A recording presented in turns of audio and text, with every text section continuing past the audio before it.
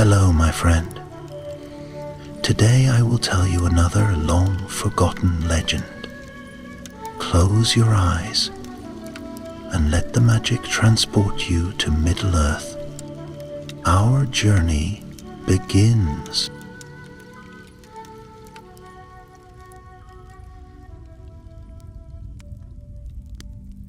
The wind whispered through the pine-clad heights of Dorthonion, singing a song only the trees could remember. It was a song of ages past, of a land once untouched by shadow, where the scent of green needles and cold mountain air carried the voices of men who had sworn their lives to honor. In the twilight before the storm, the land still bore its ancient beauty, though the darkening of the world loomed ever closer. In those days, when the Edain, the noblemen of the West, stood as allies of the Eldar, there was a house whose deeds would be sung even after the mountains themselves had crumbled into dust. The house of Beor, the first among men to swear allegiance to the elves, had long dwelt in these lands, guardians of the highlands and steadfast warriors against the shadow in the north. And among them there was a leader, a man of iron will and fearless heart, whose name would be remembered in sorrow and in glory. Bregolas, the sixth chieftain of the house of Beor. He was born in an age of valor, but also of doom. A child of the twilight, raised in a world where the whispers of Morgoth, the dark enemy of the world, crept ever closer to the hearts of men. Even in his youth, he knew what it meant to bear the burden of his people's fate. He learned the ways of the sword and the hunt, trained under the watchful gaze of the elves who still held the northern marches. He heard the tales of his ancestors, of Beor the Old, who had once knelt before the High King Finrod Felagund and pledged his undying loyalty, of the long years of peace and alliance, when men and elves stood side by side against the forces of darkness. But peace was a fleeting thing in the days of the First Age. For centuries the watchfires had burned along the northern frontier, their flames a warning against the enemy who brooded in his black fortress of Angband. Morgoth had been driven back once before, his armies scattered by the might of the elven lords, and for many years his power lay dormant, festering beneath the mountains. The people of Beor knew the enemy was not vanquished, only waiting, and Bregolas, as he grew into manhood, could feel it, like a storm gathering beyond the peaks, the air heavy with the weight of something unseen. The world was changing. In his 30th year, when the leaves turned gold in the waning light of summer, Bregolas stood before his father, Bregor, in the halls of Ladros, the great keep of their people. It was a night of feasting, for the harvest had been plentiful and the winter's stores were full. The warriors of their house sat gathered, voices raised in laughter and song, and the air was filled with the scent of roasted meat and spiced wine. But Bregolas, though his goblet was full and his people rejoiced, could not shake the feeling of unease in his heart. His father, wise and kind, had ruled well for many years, but age had begun to weigh upon him. His hair, once dark as the forests of their homeland, was streaked with silver, and though his hands were still strong, there was a weariness in his gaze. He saw the shadow that lay over his son's thoughts, and as the hall grew quieter, he spoke. "What troubles you, my son?" Bregolas turned his goblet in his hands, watching the deep red of the wine catch the firelight. He did not wish to darken the night with heavy words, but neither could he remain silent. "I feel the winds shifting, father," he said at last. "The peace we have known It cannot last. There are whispers from the north. The elves grow wary, though they speak little of it, and the nights seem darker than before. Even the beasts of the forest grow restless. Beggar sighed, nodding slowly. You are not alone in this feeling. I have lived many years, and never have I trusted the silence of the enemy. But we cannot live in fear of shadows. We must stand as we always have. And if the storm comes, Bregolas asked, then we will meet it as our forefathers did, Bregor answered, with blade and honor. But deep in his heart, Bregolas was not content with these words. He had always trusted his father's wisdom, but now he felt that something unseen was already moving against them, and he was right. 3 days later, a rider came from the north, his steed lathered with foam, his cloak torn by the wind. He bore the emblem of Finrod Felagund, the elven king of Nargothrond, and his face was grim as he entered Lodros. The enemy has risen, he said. The fires of Angband burn once more. The words sent a hush over the gathered men. For years the watchfires had been a mere formality, but now they flared with purpose, sending their signals through the dark. It was a warning, and it was already too late. Dagr Bregolas, the battle of sudden flame, had begun. It started with fire. Morgoth's wrath poured from the depths of Angband, a tide of ruin that swept across the northern lands. Rivers of flame erupted from the earth, charring the plains of Ardgallen to blackened wastelands. The once green fields, where the elves had ridden in bright armor, were swallowed in smoke and ash. From the burning chasms, Balrogs, demons of flame and shadow, marched forth, their whips cracking in the dark. And behind them an endless horde of orcs spilled across the land, their shrieks rising in a terrible chorus. The watchtowers of the elves fell first, their banners consumed by fire. The great fortress of Himring, where Maedhros, son of Feanor, held his seat, stood firm, but many others did not. The sons of Feanor fought fiercely, their swords gleaming in the darkness, but the enemy's numbers were vast, his power greater than it had ever been before, and in the path of this storm stood Dorthonion. Bregolas did not hesitate. His people would not be driven from their homes without a fight. Even as the northern skies burned red, he gathered his warriors, their shields polished, their swords whetted for battle. He rode to the halls of Aegnor and Angrod, the elven princes who held the highlands alongside them, and swore that the house of Beor would not falter. Yet even as they prepared to march, he knew in the depths of his soul that this battle would not be won. Not by strength, not by courage, and not without loss. But the time for fear had passed. As the dawn rose, veiled in the smoke of burning lands, Bregolas, chieftain of the house of Beor, rode to war, and the world of men would never be the same again. The sky was no longer the sky that Bregolas had known in his youth.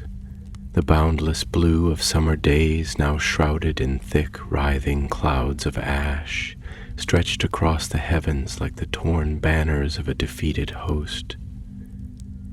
The air carried the scent of burning forests, the acrid sting of smoldering wood and charred earth mingling with something deeper, something older, the thick, cloying breath of the enemy, a scent of iron and ruin, of things that should not walk in the light of day. The wind, once crisp with the bite of the highlands, now howled through the passes of Dorthonion like a wounded beast, shrieking through the trees as if it bore the laments of those who had already perished in the flames. Bregolas stood atop the western ridge of Ladros, the stronghold of his people, his hands resting upon the pommel of his great sword as his gaze stretched far beyond the lands that had been his father's and his father's fathers before him. The fires in the north still burned, their glow reflecting in the distant rivers like veins of molten gold coursing through the land.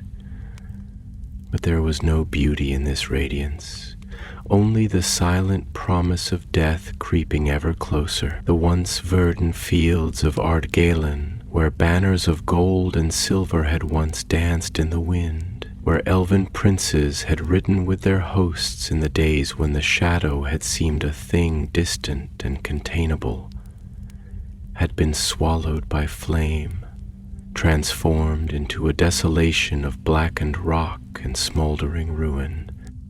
The enemy was awake, and his wrath had broken like a flood upon the lands of the north.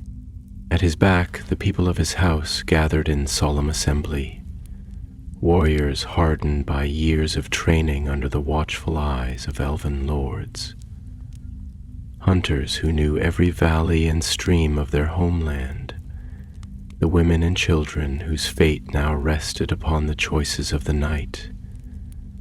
The hall that had once echoed with song was silent, its wooden beams standing like the ribs of a great beast long fallen, sheltering its last weary remnants.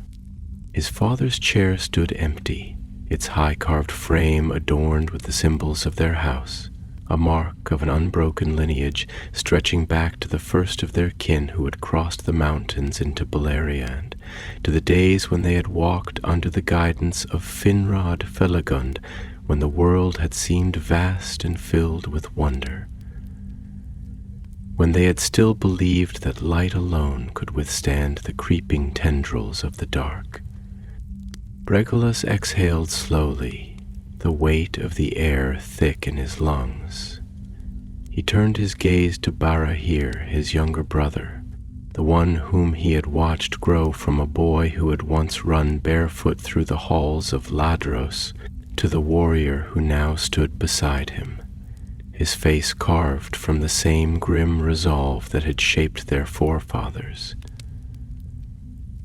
Barahir's hand rested upon the hilt of his blade, his knuckles white, his eyes fixed upon the distant glow that heralded the doom of their people. "You do not speak, Bregolas," murmured at last, his voice low, his words measured, though he knew his brother's silence well. "But I know what dwells in your heart, for it dwells in mine as well." Barahir turned his gaze to him then, his eyes dark, thoughtful. "Do you?" His voice was steady, but there was something beneath it, an unease, a hesitation, a sorrow that had no place in the heart of a warrior, and yet there it lingered, unspoken but undeniable. "Tell me, brother, what do you see when you look upon the flames? What is it that dwells in your heart?" Bregolas did not answer at once. He let the silence stretch between them, as heavy as the shadow that pressed upon the land. The wind stirred the banners upon the walls, their fabric tattered, their once bright sigils dulled by years and battle and time. He closed his eyes for a moment, drawing in a breath that carried the scent of their homeland, the deep, resinous scent of the pine forests that clung to the highlands, the lingering trace of the river that wove its path through the valley below, the faintest whisper of the hearth fires that still burned within the walls of their keep, as if defying the darkness that gathered on the horizon. "I see the end of all that we have known," Bregolas said at last, his voice quiet but unyielding. I see the ruin of our house, the scattering of our people, the fall of Dorthonion beneath the boot of the enemy. I see the flames devouring the trees where we once hunted, where we once laughed as children, the rivers running black with ash and blood. And I see myself standing upon the threshold of the storm, knowing that I cannot hold it back, knowing that we were doomed from the moment we swore our oaths. And yet he trailed off, his eyes turning once more to the north, to the great yawning chasm of night that stretched beyond the firelit sky. And yet I do not turn away. Barahir studied him in the dim light of the hall, his brow furrowed, his fingers tightening upon the worn leather of his sword hilt. "Because you are our chieftain," he said at last, though there was no challenge in his voice, only understanding. "Because there is no other path left to walk." "No," Bregolas murmured, shaking his head slowly. "Not only because of that. If it were merely duty, I would have led our people south already, cast aside the swords we have carried for too long, left this land to its ruin. No, it is something else." His fingers traced absently over the iron pommel of his sword, the weight of it familiar, an extension of himself. "It is because I have known what it is to fight for something greater than myself, because I remember the tales of our forefathers, of Beor who knelt before Finrod Felagund and swore that we would stand with the elves until the last, and because I would rather perish upon the fields of my ancestors than live to see them trampled beneath the iron of the enemy." Barahir was silent for a long moment, his breath slow and steady, his thoughts veiled behind the storm of his mind. "Then I will stand with you," he said at last, and there was no hesitation in his words. "Until the last." Bregolas turned to face him fully then, and for the first time in many years he smiled. Not a smile of joy nor of mirth, but one of understanding, of sorrow, of brotherhood. "Then let it be so," he said, and the words felt like an oath. Outside, the night stretched on, vast and unrelenting, the darkness pressing against the walls of Ladros like the tide against a breaking shore. The torches burned low, their flames flickering in the wind, as if the world itself held its breath, waiting for the dawn. But there would be no dawn, for the fire in the north was rising, and with it the fate of the house of Beor would be written in blood. The night was endless. The stars, once sharp and silver in the deep sky, flickered behind a veil of smoke, their light struggling against the growing darkness that crept across the land like a slow, devouring tide. The heavens above Dorthonion had always been clear, vast, an open dome through which the eyes of the Valar might look down upon the world, distant but watchful. Now the constellations hung obscured, shrouded in the soot rising from the burning plains beyond, as if the very firmament recoiled from the ruin that had begun to unfold.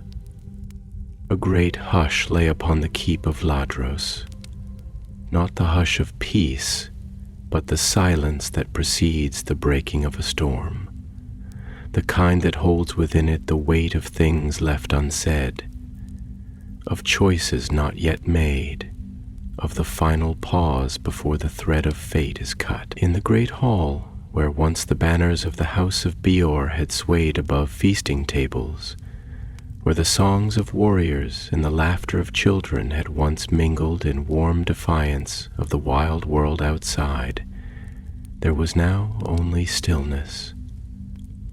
The torches along the walls sputtered in the drafts that slipped through the stone corridors.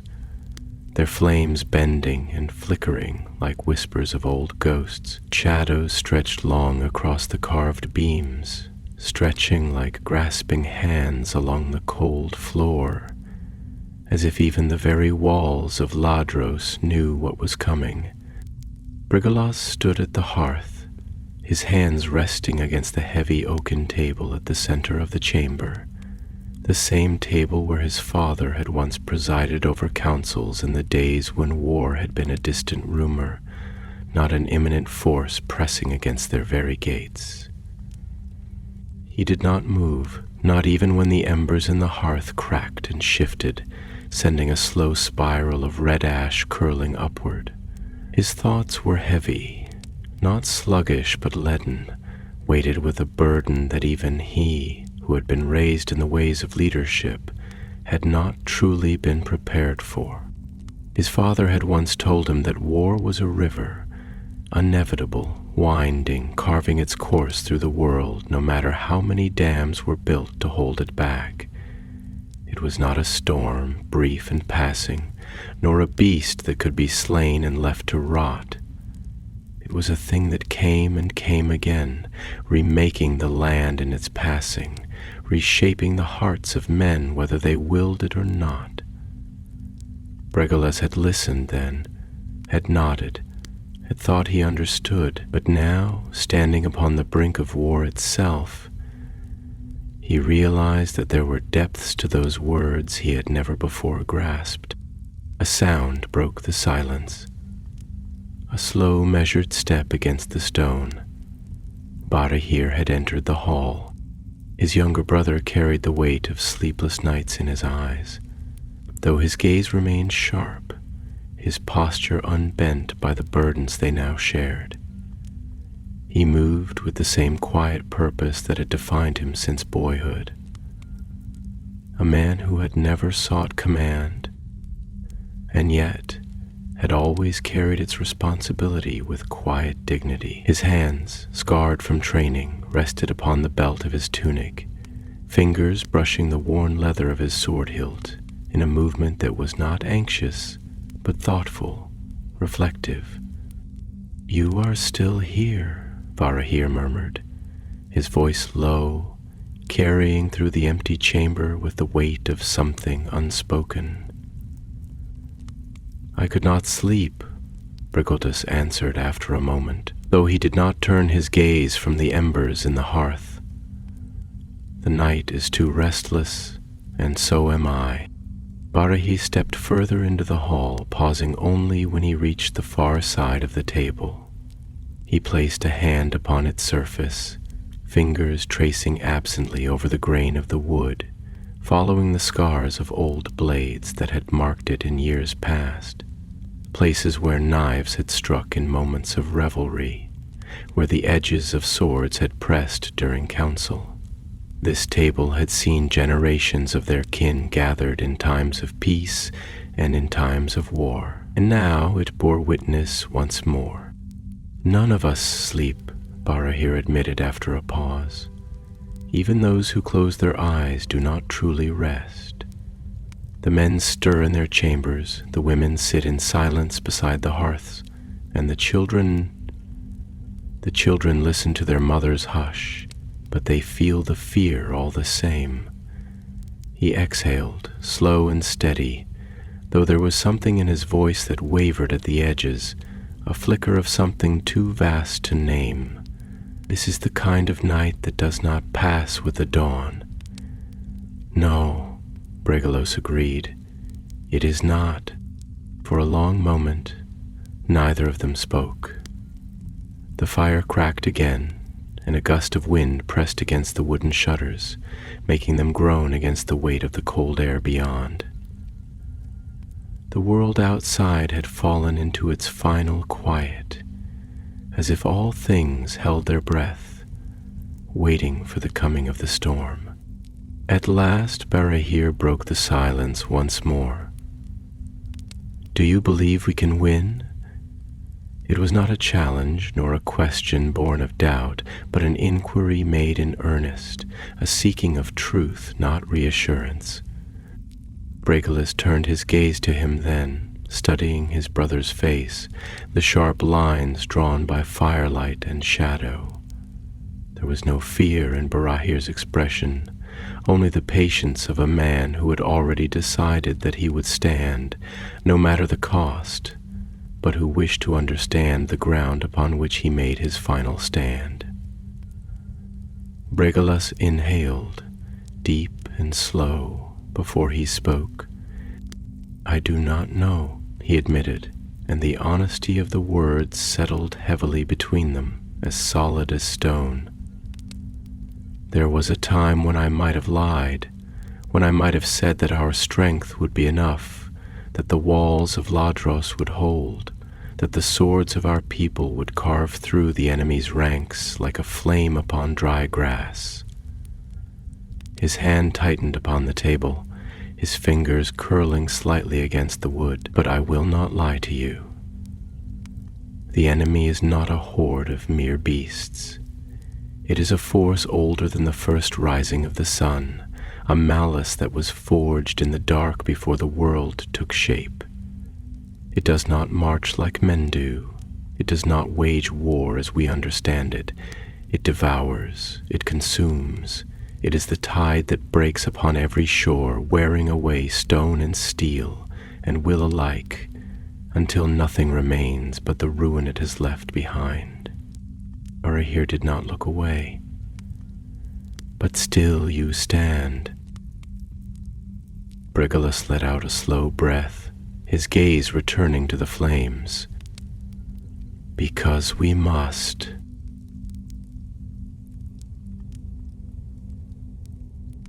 The words settled between them, an oath unspoken but understood. Outside, beyond the walls of Ladros, the wind shifted. The hush of the night deepened. Somewhere, far in the north, a horn sounded. A long, distant wail that rose above the mountains, curling through the valleys like the voice of something old and nameless, something that had waited in the dark and now called forth the storm. The battle was near, and before the dawn came, blood would stain the earth. The night stretched long, an unbroken tapestry of deep shadow and restless wind, the kind that does not bring peace but instead carries the weight of distant things unseen, the murmuring breath of the world before it turns to ruin. The air was thick with the scent of pine and smoke, an unnatural mingling of the untouched forests of Dorthanion and the distant fires that smoldered in the north, where the blackened lands of Ardgalen had been consumed in the wrath of Morgoth. The old pathways that once led freely through the highlands now bore a different burden. Not the footprints of hunters or the wandering herds of deer, but the slow, deliberate press of war. And though the land still stood, though the mountains had not yet fallen, and the rivers had not yet run dry, there was a hush upon the world that was not natural, as if the stones themselves held their breath, waiting for the first blow to be struck. Within the hall of Ladros, where once the warmth of feasting fires had carried laughter and song into the high vaulted beams, there was now only the sound of quiet voices, low and measured, the kind that belong to men who have already glimpsed the edge of fate and know that they cannot turn away. The great banners of the house of Beor, once proud and unyielding, swayed in the cold draught that slipped through the heavy stone corridors, their edges frayed with age and time, whispering against one another like the voices of ancestors long gone. Bregolas stood before them, his hands clasped behind his back, his gaze steady upon the flickering torchlight that cast long shadows across the walls, his mind drawn not to the words spoken in council, nor to the steel being sharpened in the courtyard beyond, but to the memory of something far older. A day when he had stood upon these same stones as a boy, looking up at his father, Bregor and asking what it meant to bear the weight of a name. It is not the land itself that makes a people, nor is it the stone of their walls, nor the steel of their swords. These things may fall, they may be broken, they may be taken from us. But the name remains, so long as there are those who will remember it, who will bear it forward into the darkness and keep it from being lost. His father had spoken those words to him on the eve of his first hunt, when his hands had still trembled upon the hilt of his blade, when he had not yet learned that courage was not the absence of fear, but the act of standing despite it. Now, as he stood beneath the banners that had seen generations of his kin come and go, the weight of that name lay heavy upon him, not as a burden, but as something deeper, an oath that had been sworn long before he had drawn his first breath. A voice stirred him from his thoughts, soft yet firm, carrying the kind of quiet intensity that had always belonged to his brother. "You have not spoken since the riders arrived." Barahir's gaze met his, sharp in the dim torchlight, his face shadowed with the same unspoken thoughts that lingered between them. His younger brother had never been one to waste words, nor to speak them lightly, and though there was no accusation in his tone, there was something else, something weighted, as if he sought to pry open the thoughts Bregolas had kept locked behind his silence. "There is little to say that has not already been spoken," Bregolas answered at last, his voice even, though there was a slowness to it, as if each word was measured before it left him. "The riders came with tidings we had already known in our hearts. The fires of the north are rising. Dagor Bregolas has begun. The enemy does not wait, nor does he tarry. He moves as fire moves, consuming all in his path. We knew this day would come, and now that it is here, there is nothing to be said that will change it." Barahir exhaled, his fingers pressing against the hilt of his sword in a slow, absent movement, though his grip did not tighten, did not betray the anger or fear that might have stirred in another man. "And yet you are troubled," he said after a pause, his voice softer now, almost thoughtful. "Not by the battle itself, not by the coming of the enemy, but by something else. I have seen it in your eyes these past nights. You do not pace as our men do, nor do you sharpen your blade as they do, nor do you speak in council as you once did. Instead, you stand in silence, as if you are listening for something the rest of us cannot hear." Bregolas did not answer immediately. He let his gaze shift beyond the hall toward the narrow windows that overlooked the valley below, where the trees swayed beneath the night wind, their branches rustling like voices in some forgotten language. "You are right," he admitted at last, though his voice was quieter now, laced with something else, something deeper, more distant. "I am listening, and it is not silence that I hear." Barrett watched him, waiting, allowing the words to settle before he spoke again. "What is it, then?" Bregolas's jaw tightened, his fingers curling at his sides before he released them, his breath slow, steady. "I hear the weight of history," he murmured. "I hear the echoes of the days before, when our fathers stood upon this land and spoke of alliances that would last beyond the breaking of the world. I hear the voices of those who swore that men and elves would stand as one against the shadow, that our kind would not falter, that we would not be like the lesser houses of men, those who fled before the might of the enemy and forsook their oaths. I hear the promises that were made when Beor knelt before Finrod Felagund and pledged that we would fight until the last. He turned then, his eyes meeting Barahir's, and there was something in them that burned, something old and unyielding. And I wonder if they were wrong. The words settled between them like the first crack of thunder before the coming of the storm. Barahir's expression did not change, but there was a flicker in his gaze, a tightening of his brow, a weight that pressed upon him like the shifting of stone. "You have never doubted before," he said quietly.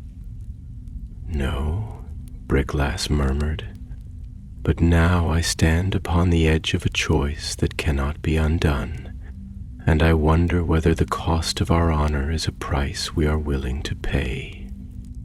Barahir was silent for a long moment. Then, at last, he spoke, his voice steady, deliberate. "There is no choice," he said. "We stand or we fall. But if we fall, we do not fall nameless nor forgotten. We fall as those who did not turn away, as those who did not break beneath the weight of fear, and that is not nothing." Bregolas studied him, and for a long moment there was nothing but the distant sound of the wind, the faint flicker of the torches, the hush of the world waiting for the storm to break. At last he nodded. "Then let it be so." Outside, beyond the walls of Ladros, the first shadows of the enemy's host crept through the valley, and the dawn that would come would be like no dawn before it. The night stretched over Dorothonion, heavy and unrelenting, the weight of its silence pressing upon the land like a great hand poised above the earth, waiting for the moment it would descend and crush all beneath its palm. The air was thick with the mingling scents of pine and frost, of damp stone and old bark, but beneath those familiar fragrances lay something else, something unnatural, a creeping taint carried upon the wind from the north. The scent of burning fields and churned earth, of iron and something darker, something that had no name in the tongues of men, a scent that did not belong to the living. The stars above had dimmed, their light obscured by the murk rising from the distant fires that smoldered beyond the highlands. Smoke drifted in thin streams across the sky, curling like the tendrils of unseen hands grasping at the heavens, as though the very firmament recoiled from the things moving beneath it. Somewhere far away, beyond the jagged peaks that bordered their lands, the great battle had already begun, a clash of forces too vast to comprehend, and the earth trembled beneath the weight of war. And yet, within the walls of Ladros, there was only waiting. The great keep stood silent, its high stone walls dark against the sky, the halls within filled with a hush that was neither peace nor fear, but something in between, something that stretched taut between the beating hearts of those who dwelled within. The corridors, once alive with voices, with the measured step of soldiers and the whisper of courtiers, were now solemn and still, save for the occasional murmur of a watchman, the creak of a door opening, the distant crackle of torchlight flickering upon the carved beams of the old hall. Bregolas walked slowly through the long passageways of his home, his boots striking the stone floor in a steady rhythm, the sound hollow beneath the vaulted ceilings. He passed the old banners of his house, their once bright threads dulled by time, their edges worn and frayed, but still they hung, still they stood, as if the past itself held its breath alongside the living, waiting for what was to come. He let his fingers brush against the rough fabric as he walked, tracing the embroidered sigil of his ancestors, the mark of the house of Beor, and he wondered, not for the first time, how many more nights these banners would hang before they were torn down, before this hall was nothing more than another ruin among the countless ruins of the world.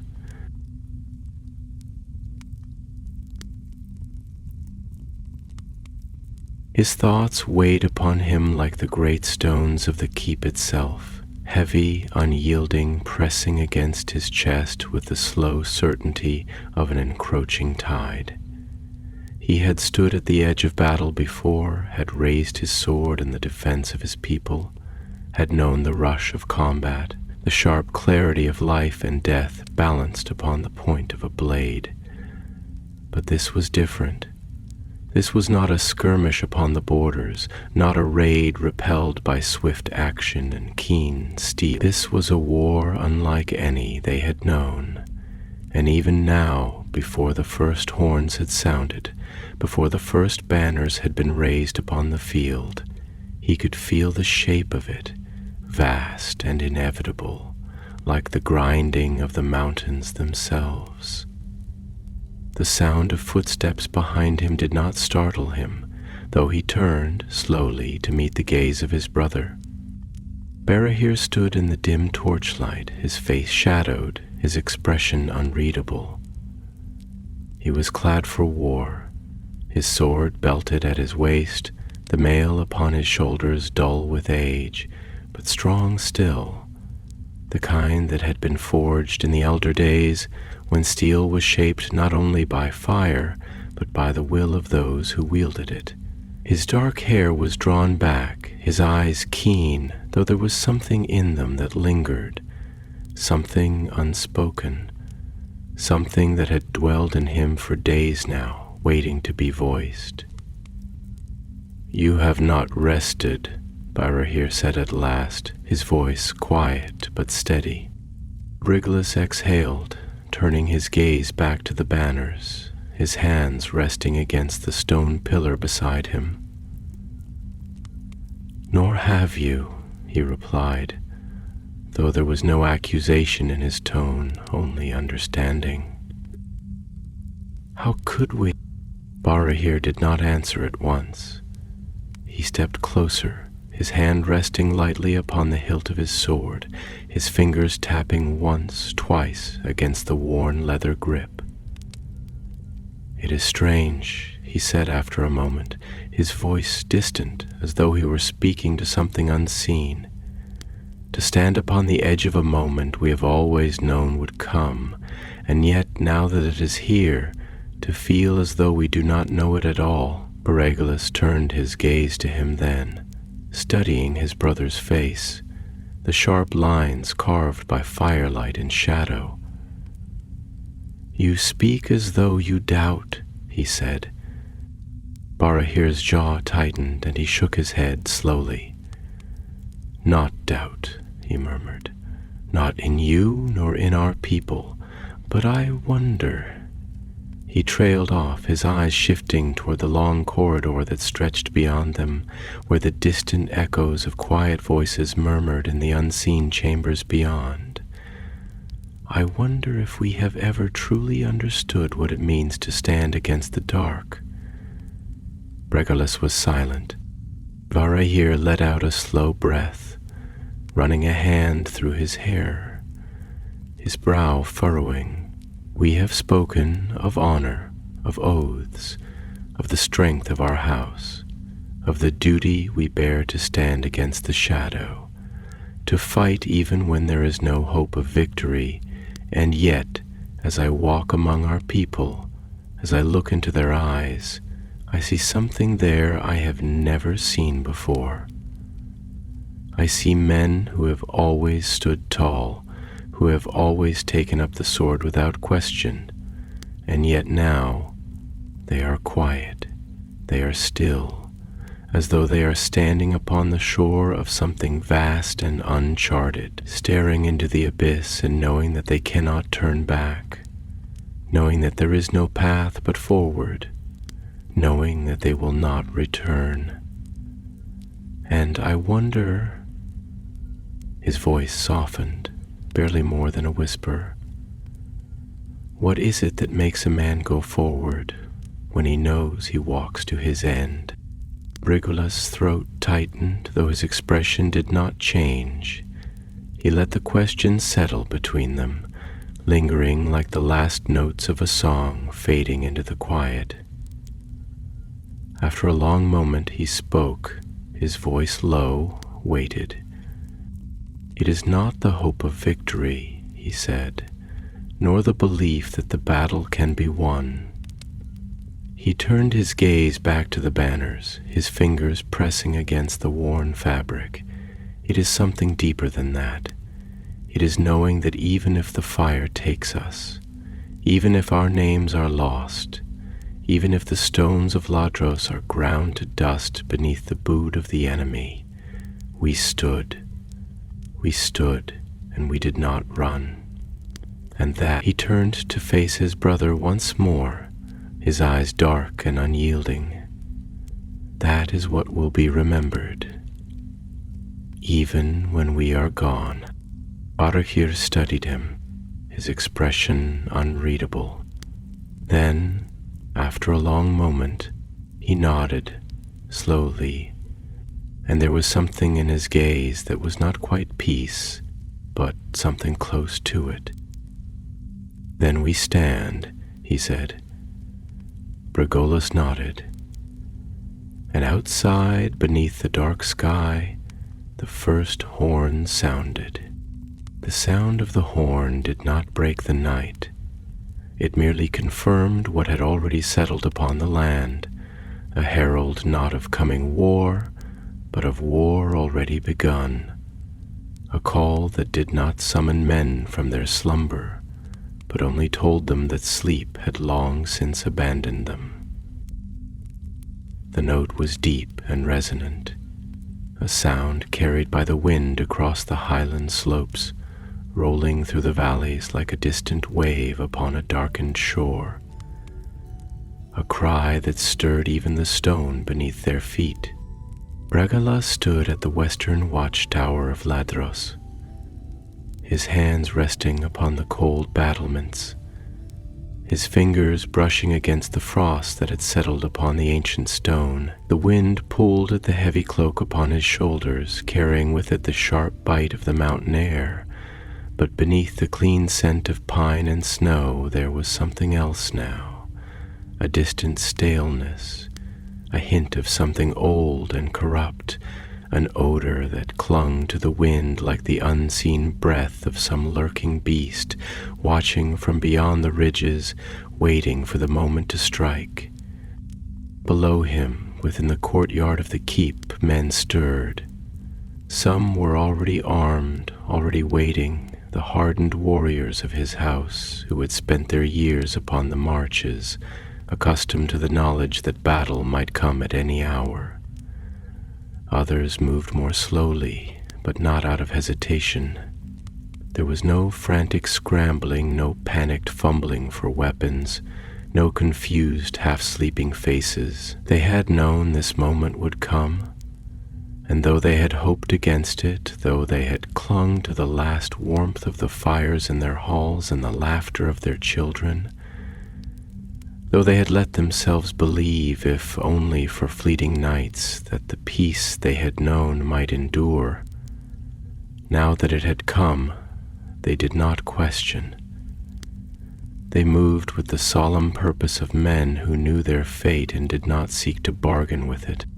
And yet, as Bregolas looked down upon them, as he watched them tighten their belts, adjust the clasps of their mail, murmur last words to one another in voices too low to carry above the wind, he felt something within him tighten. These were not the countless hosts of the Eldar, nor the vast armies of Feanor's sons, nor the legions of Nargothrond with their golden armor gleaming in the torchlight. These were men, his men, and for all their courage, for all their readiness, they were but a fraction of what would be needed to stem the tide that now descended upon them. The realization did not shake him, for it had settled upon him long before this night. But now that the moment was here, now that the storm they had spoken of in hushed voices was upon them, he could feel the weight of it, pressing down upon his shoulders like the iron grip of something unseen. A voice stirred him from his thoughts. You should not be here alone. Barir had stepped onto the tower's parapet, his cloak trailing behind him, his sword already belted at his waist, his face unreadable in the dim torchlight. He did not ask what his brother saw as he stood watching the night. He already knew. I am not alone, Bregolas murmured, though his gaze did not leave the horizon. They are here with me. Barahir was silent for a long moment, his own gaze following his brother's toward the north. There was nothing to see yet, not with the eye, but that did not mean the enemy was not there. It did not mean that he was not already watching. Do you remember? Barahir said at last, his voice softer now, almost distant. When we were children, and we would climb the eastern ridge at dawn to watch the mist settle over the valley. Bregolas let out a slow breath, a ghost of a smile flickering at the corner of his lips, though it did not reach his eyes. I remember, he said. Father always warned us not to go so close to the cliffs, but we never listened. No, Barahir agreed, a quiet chuckle escaping him, though there was no mirth in it, and he always found us standing there on the edge, watching the sun rise through the fog. He never scolded us, not truly. He would only stand behind us, as if making sure the wind did not pull us forward, and then he would say that the world was vast, and that even though we were small, our feet were meant to walk upon it. Bregolas finished, his voice quieter now, though there was something firm beneath it. That no man should look upon the world and think it is too large for him, nor should he fear that he might be swallowed by it. Barahir exhaled through his nose, shaking his head slightly. I wonder if he would say the same now, he murmured. Bregolas turned to him then, studying his face, the sharp lines that had grown more defined with the years. The way his brother's brow creased ever so slightly when he thought too deeply about something he could not change.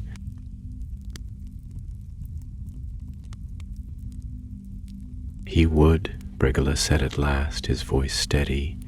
He would say that even when the darkness is vast, even when it looms over us like the sea over the shore, we do not stand upon it as men waiting to be swept away. We stand because we are meant to stand, because this is where our feet have brought us, and because if we fall upon our own land, beneath our own sky, with our own names upon our lips. Barahir held his gaze for a long moment, and though he did not speak, there was something in his eyes that flickered, something that lingered in the silence between them, an understanding too old for words. Below them a second horn sounded, this one closer. Bregolas turned his gaze back to the valley, and at last he saw them. They came like a shifting tide upon the slopes, their movements barely discernible at first, only a rippling shadow against the dim glow of the horizon. But then they emerged from the darkness, countless, relentless, the first ranks of the enemy's host. Orcs, clad in crude armor, their blades catching the faint glimmers of torchlight, their forms moving with the unnatural gait of things that did not tire, did not falter, did not know fear. Behind them, something larger moved in the gloom, massive shapes shifting like beasts hunched upon all fours, the air around them thick with the scent of rot and iron, and further still, in the distance, barely visible against the dark sky, a flame flickered. The baleful glow of something greater, something older. Bregolas did not move. "Send the riders," he said, his voice calm, measured. "Let them carry word to Aegnor and Angrod. Tell them the storm has reached our gates." Baraher nodded once, stepping away from the parapet, his footsteps swift and steady as he descended the tower steps. Bregolas remained where he was. His hands tightened upon the stone, and the first cries of war echoed across Dorthonion. The night had deepened, though it no longer carried the quiet hush of slumber, nor the gentle weight of time passing unnoticed.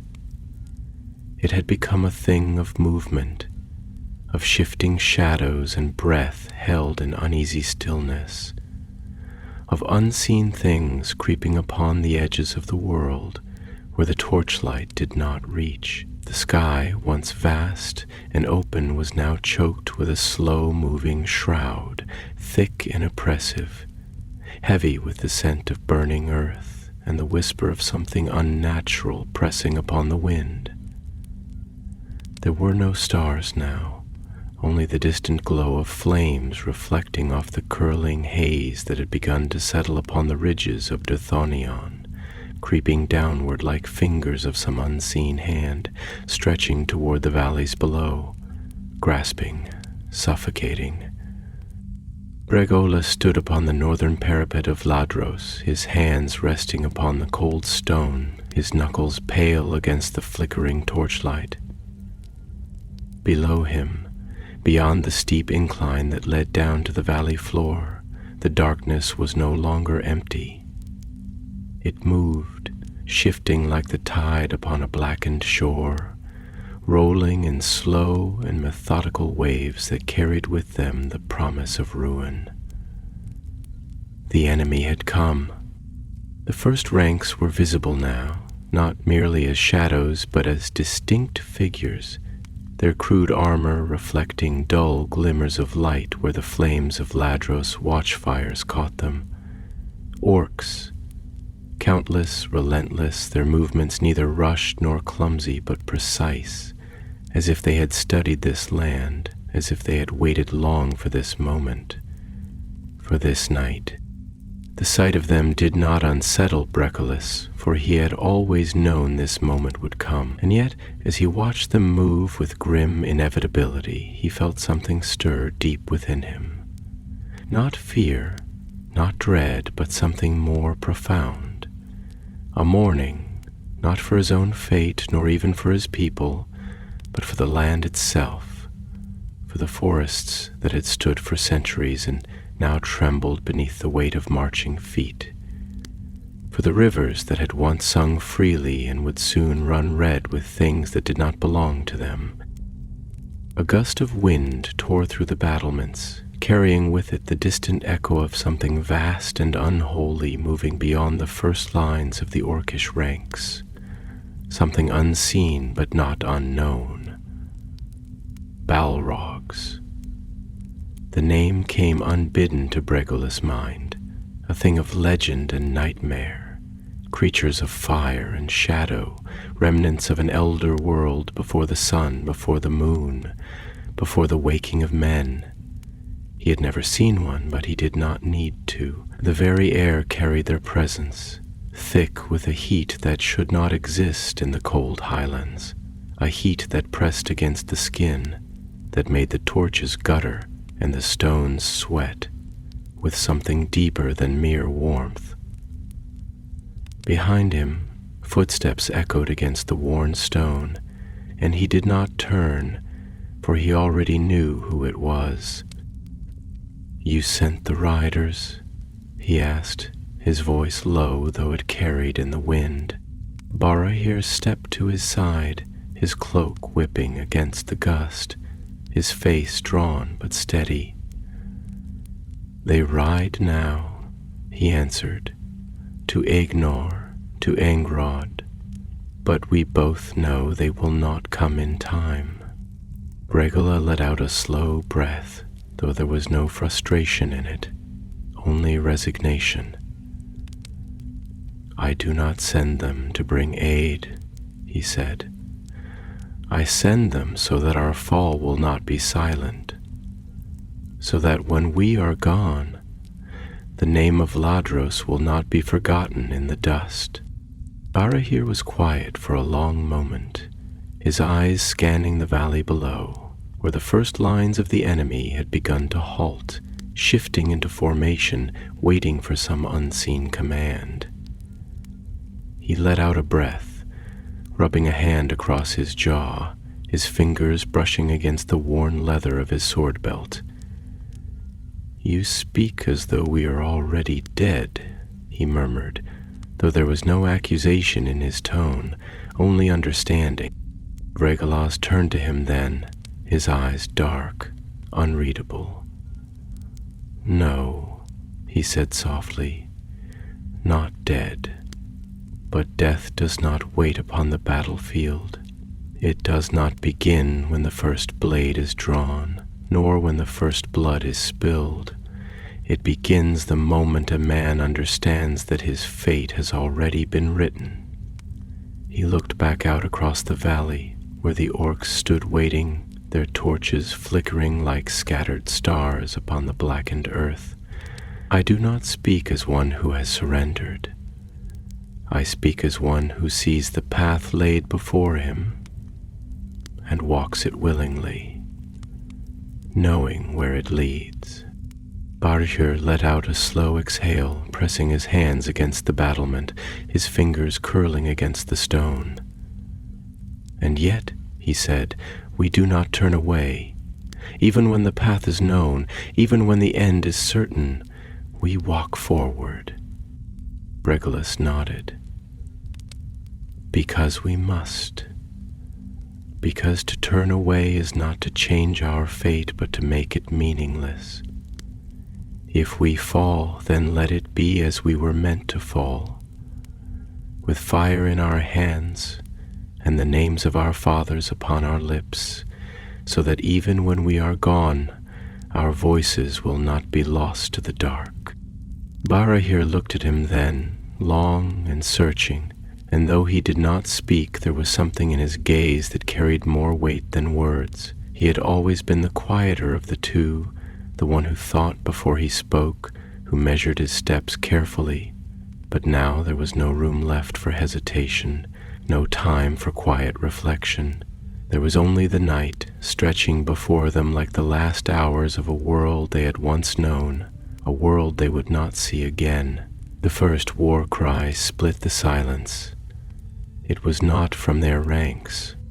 It came from below, from the darkened valley, a long, guttural howl that rose into the sky like the voice of something old and terrible, something that had seen the rise and fall of ages and had never feared the passage of time. The sound was followed by 100 others, a cacophony of shrieks and roars, the clatter of weapons upon shields, the grinding of iron upon stone. And then the earth trembled. Bregolas did not move. He stood firm, his breath steady, his fingers flexing once, twice, before they came to rest upon the pommel of his sword. "This is it, then," Barahir murmured beside him, his own hand upon his hilt, his stance shifting into something solid, unyielding. Bregolas nodded once. Yes. The horns of Ladros sounded, deep and somber. the last call of a house that had stood for centuries, a sound that had once been heard in the halls of Finrod Felagund, when Beor had sworn his oath in the light of the Eldar. Now it sounded for the last time, not in a hall of kings, but upon the walls of a keep that would not see the morning. And as the first wave of the enemy surged forward, as the torches below became a tide of fire against the darkness, Bregolas drew his sword. Then let them come. The blade caught the torchlight gleaming once, bright and unbroken, before the night swallowed them all. The storm had broken, like a tide surging upon an ancient shore, grinding the bones of time-worn cliffs into dust. The enemy came with relentless force, pouring into the valley in a black flood, their torches flickering like the last embers of a dying world. The earth trembled beneath the weight of marching feet, a slow and rhythmic pounding like the heartbeat of something vast and inescapable. A beast woken from the depths of the elder darkness, called forth by the will of Morgoth himself. From the ridges beyond the valley floor, their numbers seemed without end. A churning mass of steel and shadow, armor that glinted in the torchlight, eyes gleaming with hunger and malice, teeth bared in silent anticipation. And yet, for all the horror that crawled forth from the abyss, for all the inescapable certainty of their ruin, Ladros stood. Bregolas watched from the battlements as the first ranks of orcs advanced, their crude spears raised, their banners black against the sky, their howls piercing the cold air. His fingers tightened upon the hilt of his sword, the old leather grip warm beneath his touch, worn smooth by the hands of those who had wielded it before him, men whose names had been carved into the stones of this keep, whose blood had watered the very earth beneath their feet. His breath was slow, measured, his heartbeat steady, but there was something within him that stirred, something that was neither fear nor resignation, but a kind of clarity, a kind of knowing.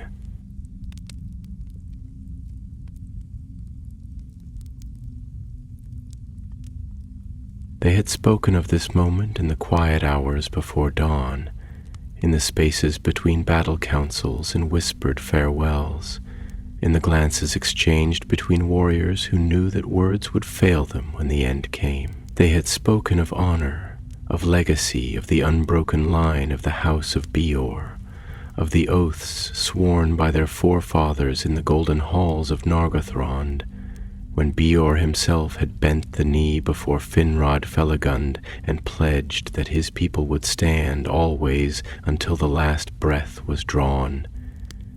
And now the weight of that promise had come to rest upon them, not as a burden, but as a final, undeniable truth.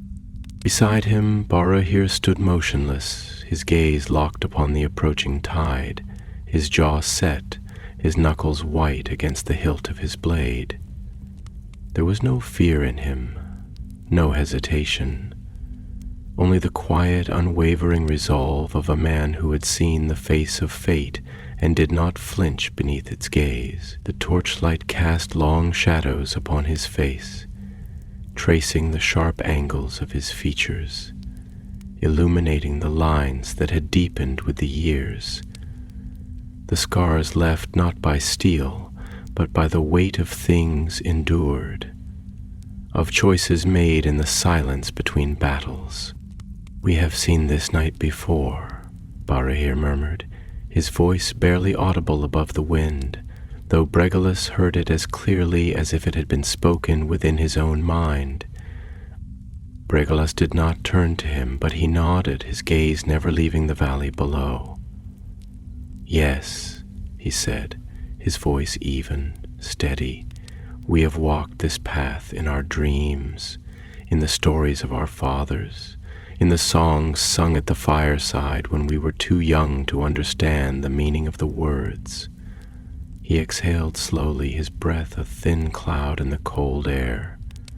And now we step into it, as it was always meant to be.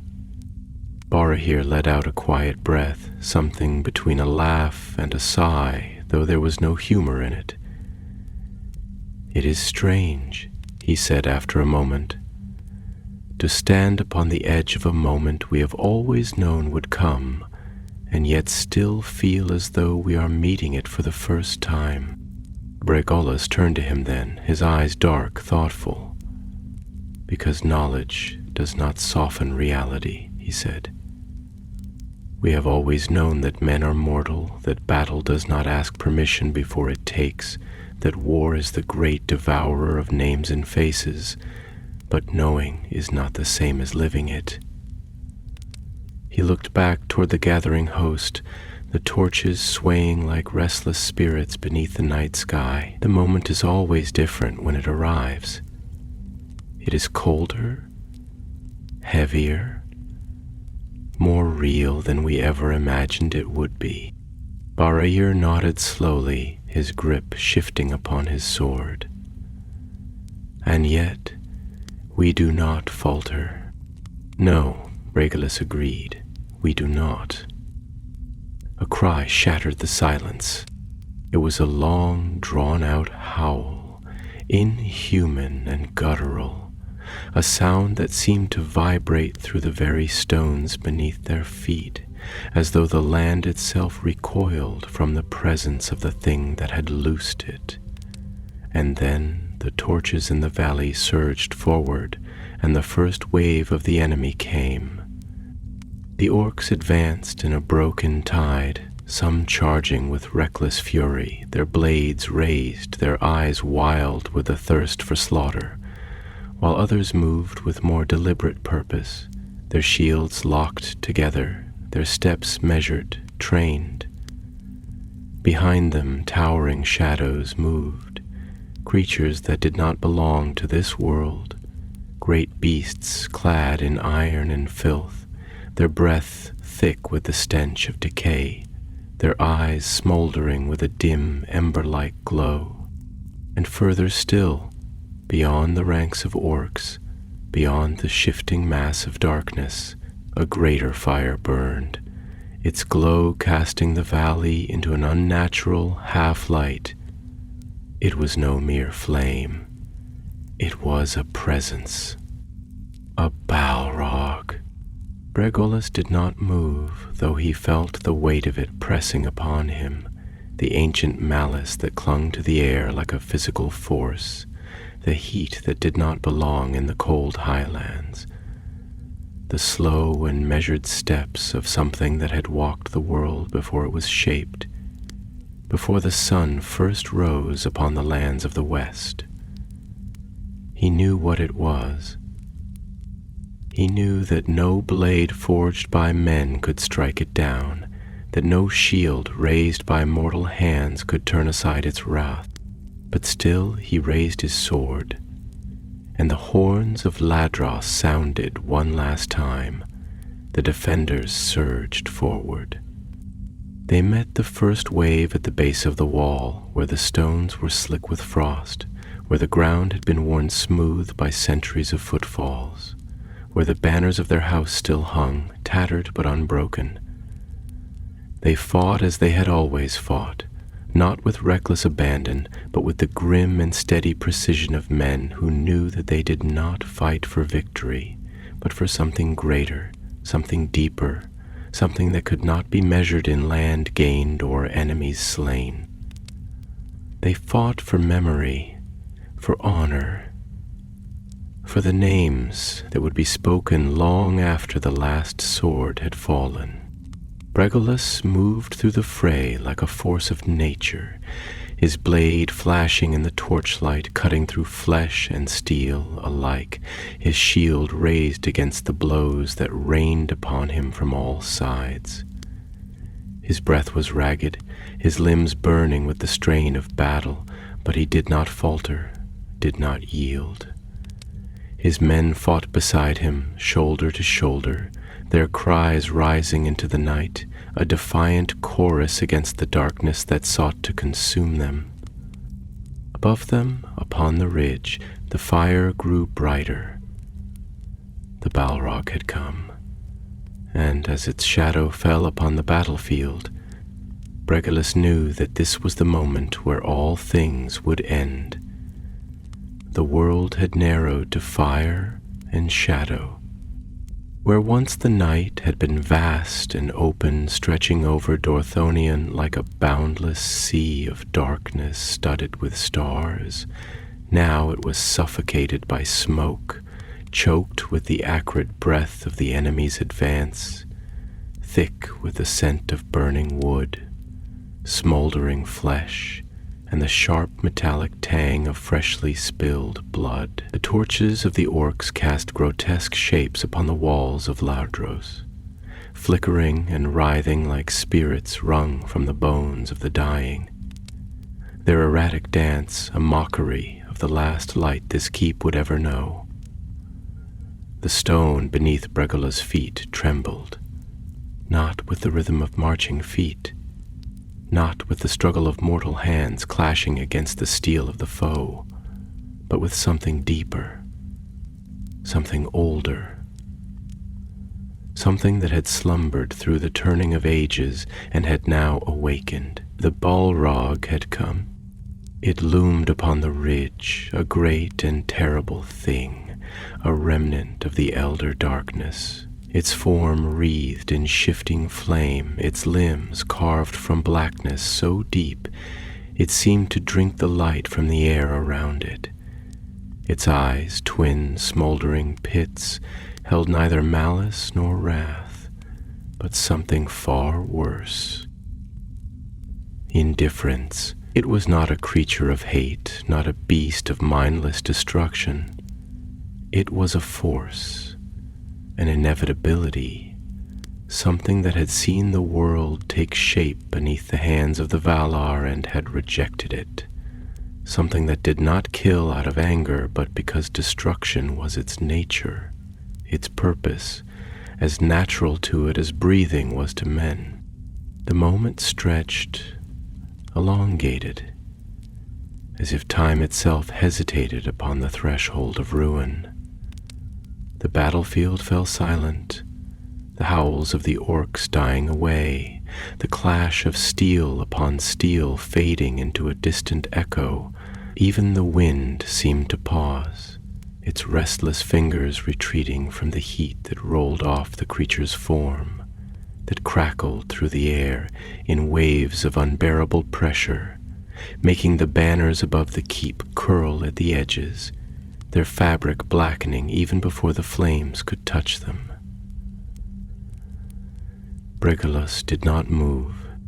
He stood firm upon the wall, his sword gripped tightly in his hand, the blade slick with the blood of the fallen, his breath measured, controlled, though his chest burned with exhaustion, though his limbs ached with the weight of the battle that had already drained so much from him. He did not look away, did not flinch, did not let the fire in his heart waver. He had known, long before this moment, long before this night, that his fate would be sealed upon the walls of Ladros, that his name would not be carried into the years that would follow, that history would not grant him the peace of old age, nor the slow dimming of the world into something softer. And yet, now that the moment had come, now that the shadow of death had unfurled its wings over him, he found himself strangely calm. Beside him, Barahir gripped the hilt of his sword, his knuckles pale, his breath ragged but steady. His face was streaked with sweat and blood, his hair damp and clinging to his brow, his armor dented, his shield scored with the deep grooves of enemy blades, and yet, when he spoke, his voice was as firm as ever, unshaken, though there was something in it now, something deeper, something heavier. This is where it ends. Bregolas turned to him, studying his face, the quiet certainty in his eyes, the knowledge that had settled within him like stone. "No," he said, his voice low, steady. "Not for you." Barahir frowned, but Bregolas did not let him speak. "You will live," he continued, his words slow, deliberate, as though he were carving them into the very air, into the fabric of the night itself. "You will carry our name beyond this night, beyond these walls, beyond the ruin that is coming. You will not fall here, Barahir. You cannot, because if you do, then we are lost, then our house is lost, then our oaths are lost, and all that we have stood for, all that we have fought for, all that we have sworn to protect, it will vanish, and I will not let that happen."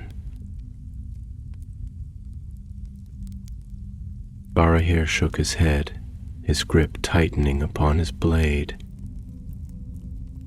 "You cannot ask me to—" "I am not asking," Bregolas interrupted, his voice a whisper now, fierce, unwavering. "I am telling you." The fire from the ridge grew brighter, the heat intensifying, the sound of distant laughter, dark and low, inhuman, echoing through the valley. The Balrog was moving. "You will live," Bregolas repeated, his gaze never leaving his brother's. "You will take the others and you will go. You will leave this place before the gates fall, before the enemy spills into these halls and turns them to ruin. You will lead them away and you will not look back." He reached out, gripping Barahir's shoulder, his fingers digging into the worn leather of his armor. "Swear it to me." Barahir swallowed, his throat tightening, his breath coming faster now, not from fear but from something else, something deeper, something that could not be spoken. He looked at his brother, at the firelight reflecting in his eyes, at the unwavering steel in his gaze, and he knew that this was not a request, not a plea.